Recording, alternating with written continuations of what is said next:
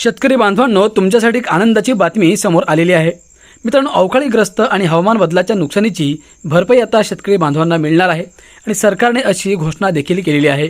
परंतु हे पैसे कोणकोणत्या शेतकऱ्यांच्या खात्यामध्ये आणि कधीपर्यंत जमा होणार आहेत, संपूर्ण माहिती आजच्या व्हिडिओच्या माध्यमातून आपण जाणून घेणार आहोत। हा व्हिडिओ फक्त तुम्ही शेवटपर्यंत बघा आणि आपल्या माझी माहिती या यूट्यूब चॅनलला सबस्क्राइब करा। मित्रांनो, राज्यातील शेतकऱ्यांना दिलासा देणारी बातमी आहे। मार्च, एप्रिल आणि मे महिन्यातील अवकाळी पाऊस आणि हवामान बदलाच्या नुकसानीसाठी 334 कोटी रुपये राज्य सरकारकडून मंजूर करण्यात आले आहेत। मदत व पुनर्वसन मंत्री मकरंद पाटील यांनी ही माहिती दिली। त्यामुळे नुकसान झालेल्या शेतकऱ्यांना लवकरच भरपाई मिळणार आहे। मदत व पुनर्वसन मंत्री मकरंद पाटील यांनी मार्च ते मे महिन्यात झालेल्या अवकाळी पाऊस आणि हवामान बदलामुळे बाधित शेतकऱ्यांसाठी 334 कोटी 98 लाख रुपयांची मदत मंजूर केली आहे।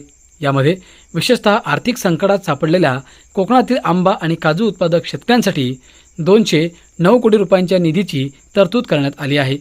दरम्यान अल निनोच्या प्रभावामुळे यंदा राज्यात सुट्टीच्या पावसाचा अंदाज असून संभाव्य दुष्काळ सदृश्य परिस्थितीचा सामना करण्यासाठी सर्व जिल्हाधिकारी आणि विभागीय आयुक्तांना आधीच उपाययोजनांच्या सूचना देऊन प्रशासन सज्ज ठेवण्यात आले आहे।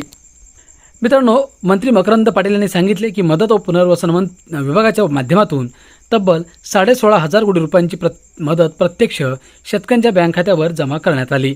मार्च, एप्रिल आणि मे महिन्यातील अवकाळी पाऊस आणि हवामानातील बदल यासाठी एकूण 334 कोटी 98 लाख रुपयांच्या निधीला मंजुरी देण्यात आली आहे।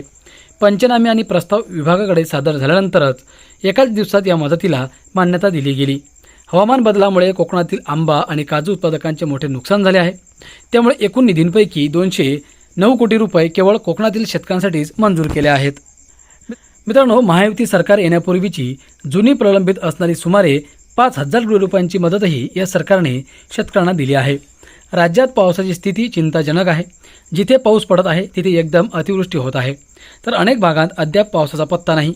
हवामान तज्ज्ञांच्या अंदाजानुसार अल निनोच्या प्रभावामुळे यावर्षी देश आणि राज्यात कमी पाऊस पडण्याची शक्यता आहे।